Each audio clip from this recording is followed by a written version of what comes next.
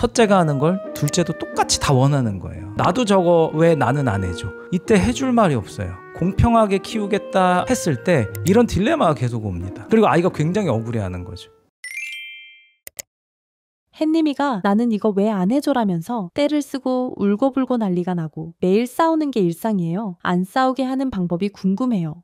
한 가족이 구성이 될 때 다 조금씩 다른 두뇌 유형을 가지고 이제 태어나다 보니까 각자 원하는 가치나 어떤 환경이 또 다 다르거든요. 그게 이제 조율해 나간다는 게 쉽지 않습니다. 그러니까 어른들도 뭐 사랑하는 남녀가 만나서 막상 살다 보면 정말 안 맞아 다시 이혼도 하잖아요. 그렇게 서로를 이해하고 맞춰가는 거는 굉장히 어려운 문제예요. 그거는 이제 부모와 자식 관계도 마찬가지입니다. 내가 낳은 자식이지만 정말 이해가 안 되고 키우기 힘들 때가 있어요. 그러면 이제 아이들 입장에서는 형제 남매 마찬가지입니다. 그러니까 서로 생각하는 게 너무 다르고 원하는 방향이 다르다 보니까 자꾸 다투게 될 수밖에 없어요. 그걸 또 중재해야 되는 부모님 입장에서 좀 힘든 게 많죠. 우리가 이때 기준이 있어야 되거든요. 형하고 동생하고 뭐 오빠하고 뭐 동생하고 평등하게 대하겠다. 그러다 보면 이게 오히려 문제가 되는 경우가 많아요. 첫째가 하는 걸 둘째도 똑같이 다 원하는 거예요. 뭐 예를 들어 5학년 아이가 할 수 있는 걸 이제 부모는 해주고 있는데 1학년 아이가 나도 저거 왜 나는 안 해줘? 이때 해줄 말이 없어요. 공평하게 키우겠다 했을 때 이런 딜레마가 계속 옵니다.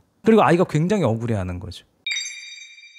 그래서 어느 정도 가정에는 위계라는 게 만들어지는 게 좋아요. 어떤 조직이라는 게 만들어지려면 그냥 다 평등해서는 사실 이 조직이 돌아가기가 굉장히 어렵습니다. 누군가는 이제 결정을 내려야 되고 또 누군가는 이제 규칙과 규율에 대해서 조금 얘기를 해줘야 되고 첫째는 그래도 좀 더 나이가 있잖아요. 그러면 첫째는 첫째 대우를 해줘야 됩니다. 그리고 이제 엄마 아빠가 없을 때는 그래도 동생이 첫째 말을 따라야 될 거 아니에요. 어렸을 때부터 그런 기준에 대해서 둘째도 인지할 수 있도록 해줘야 돼요. 사람이랑 워낙 다 다양성을 가지고 있기 때문에 그러니까 첫째는 꼭 이렇고 뭐 막내는 꼭 이런 건 아니지만 그래도 어느 정도의 이제 성장 환경으로 인해서 뇌발달의 어떤 차이들이 만들어지긴 합니다. 가정의 위계가 만들어져서 첫째와 둘째는 부모님이 대하는 것도 달라져야 돼요. 둘이 싸웠다. 그럼 이제 공평하게 혼내는 게 아니고 일단은 둘째가 첫째한테 대들고 이런 것들은 아니라는 걸 알려줘야죠. 가정에서도 그래도 이제 아빠가 있고 엄마가 있고 그다음에 첫째가 있고 둘째가 있다. 어느 정도의 그 위계를 아이한테 자꾸 이제 알려줄 필요가 있어요. 둘째도 억울하지만 나보다 먼저 태어났으니까 어쩔 수 없이 이해를 하는 거죠.